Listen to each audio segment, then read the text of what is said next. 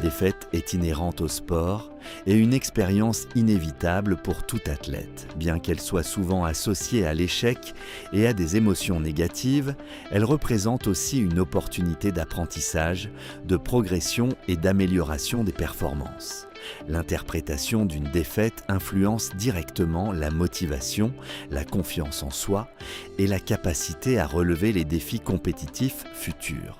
Les effets psychologiques de la défaite peuvent se manifester par de la frustration, de la tristesse, de l'anxiété, une faible estime de soi, une perte de confiance en soi ou des attributions externes qui entravent l'apprentissage. Cependant, lorsque les athlètes sont capables d'analyser leurs erreurs, de valoriser leurs efforts et de se concentrer sur leurs axes d'amélioration, la défaite devient un outil pour renforcer leur résilience et développer un état d'esprit de croissance. En revanche, une exposition continue à des niveaux élevés d'exigence, de pression et de stress peut contribuer au développement du syndrome d'épuisement professionnel. Ce problème se caractérise par un épuisement physique et émotionnel, une démotivation, une baisse des performances, une perte d'intérêt pour le sport et un sentiment de faible accomplissement personnel. Son apparition est souvent liée à des exigences excessives envers soi-même,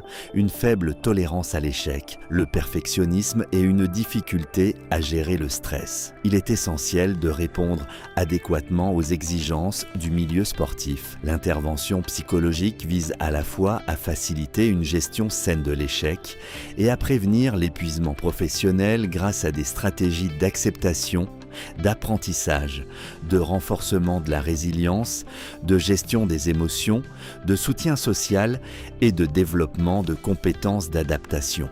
L'objectif est que l'athlète préserve son bien-être psychologique, sa motivation et transforme les difficultés en opportunités de croissance personnelle et sportive.